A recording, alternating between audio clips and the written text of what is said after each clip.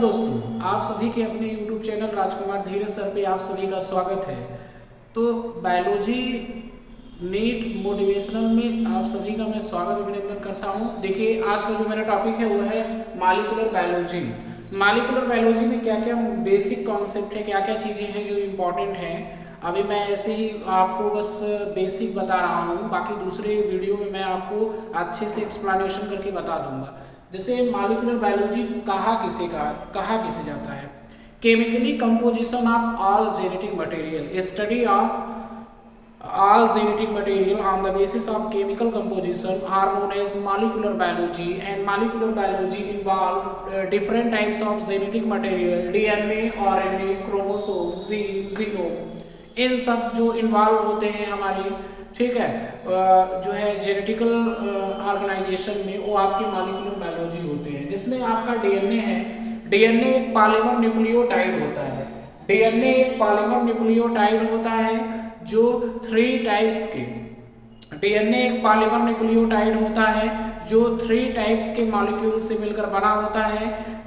Deoxyribose sugar और pentose sugar और nitrogenous bases adenine, guanine, thymine, cytosine and जो आपका तीसरा नंबर होता है वो आपका फास्फेट समूह होता है, फास्फोरिक एसिड होता है, ठीक है। तो इसके अलावा आपका आरएनए है। आरएनए आप जानते हैं एक आपका मैसेंजर मॉलिक्यूल होता है जो जेनेटिक इंफॉर्मेशन में इंपॉर्टेंट रोल प्ले करता है।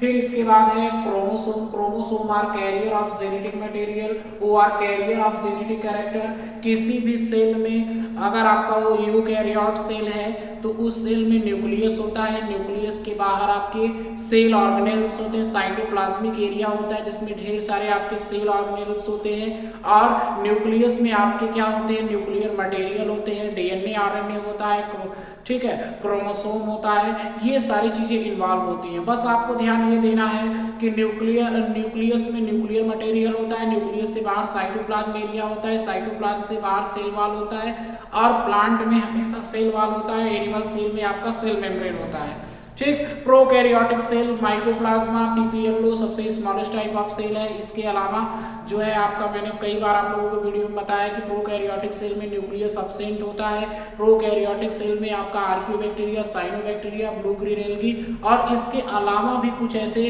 राइबोसोम होते हैं, सेल ऑर्गेनेल, जो आपके प्रोकैरियोटिक नेचर के होते हैं। हालांकि राइबोसोम दोनों में आता है। तो डीएनए एक जेनेटिक मटेरियल होता है, आरएनए भी जेनेटिक मटेरियल होता है, लेकिन ये वायरस बेस्ड जेनेटिक मटेरियल होता है। डीएनए और पॉलीमर न्यूक्लियोटाइड।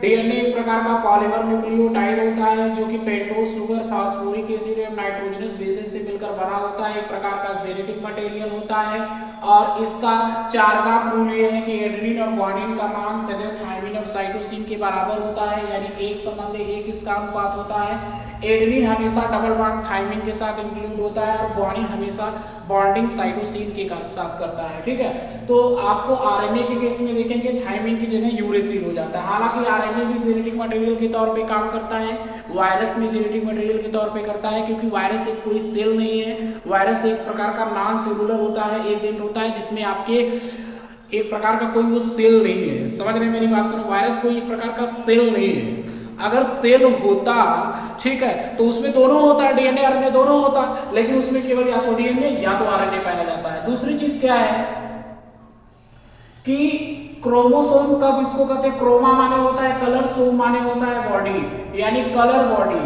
शरीर की रंग वेशभूषा को प्रदर्शित करने वाला जो कारक होता है वो आपका क्रोमोसोम होता है।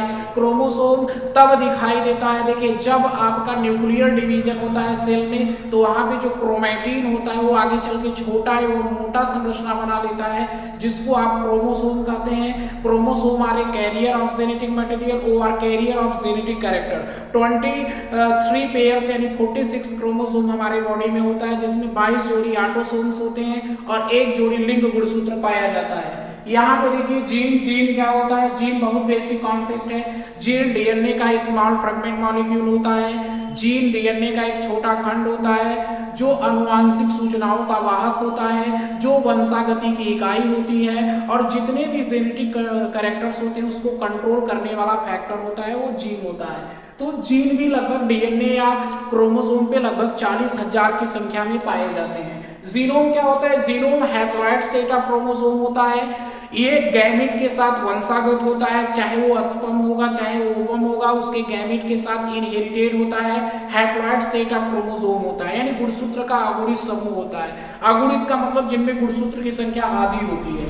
अब देखिए और भी मैं आप लोगों को बताना चाहूंगा, जैसे जेनेटिक कोड है, अनुवांशिक कोड क्या है। आज खाली मैं बेसिक से दोहरा रहा हूँ, कितना आपकी तैयारी है देख लीजिए। अनुवांशिक कोड क्या होता है, जेनेटिक कोड क्या होता है, कोडान क्या होता है, ठीक है। मैसेंजर आरएनए पर जो न्यूक्लियोटाइड के ट्रिपलेट होते हैं, मैसेंजर संदेशवाहक आरएनए पर जो न्यूक्लियोटाइड के ट्रिपलेट होते हैं जो किसी एक स्पेसिफिक एमिनो एसिड को कोड करते हैं, जैसे मिथियोनिन, उन्हें कोडान कहा जाता है। जो स्टार्टेड कोडान होता है वो आपका AUG होता है, एडेनिन यूरेसिल ग्वानिन होता है।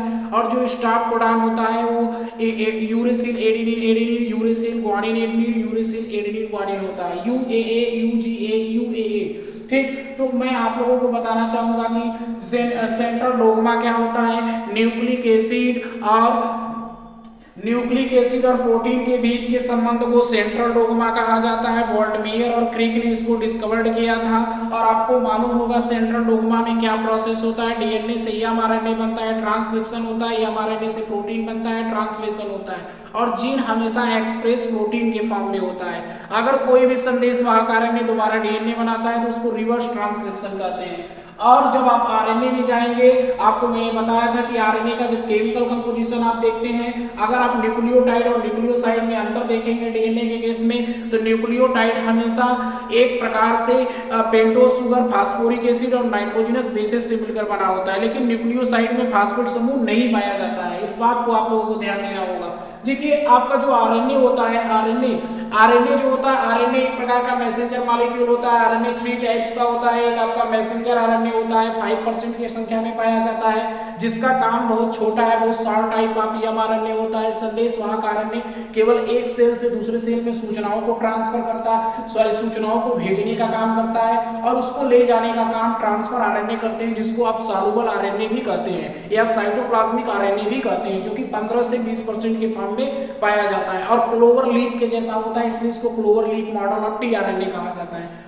आरआरएनए की संख्या सबसे ज्यादा होती है, 75 से 80% पाए जाते हैं राइबोसोमल आरएनए। ये विशेष तौर पे प्रोटीन का सिंथेसिस करते हैं। और आपको मैंने बताया था कि राइबोसोमल आरएनए का बहुत इंपॉर्टेंट काम है। ये आपके खासकर यूकैरियोटिक और प्रोकैरियोटिक दोनों सेल में मौजूद होते हैं, ठीक है, नॉन मेम्ब्रेनस होते हैं। तो ये सभी आपके क्या होंगे, मॉलिक्यूलर बायोलॉजी के कुछ पार्ट होंगे, जिसमें आप ग्रिफिथ का भी एक्सपेरिमेंट पढ़ेंगे और बहुत सारे आप एक्सपेरिमेंट पढ़ेंगे, ठीक है। तो उम्मीद करता हूं कि ये सारी चीजें आपको समझ में आया होगा। बाकी आगे का वीडियो जस्ट इसके आगे, अभी तो मैंने बेसिक कॉन्सेप्ट बताया है, इसको डिटेल स्टडी सेकेंड पार्ट में हम करेंगे वीडियो में, ठीक। थैंक यू, आप सभी का बहुत बहुत धन्यवाद।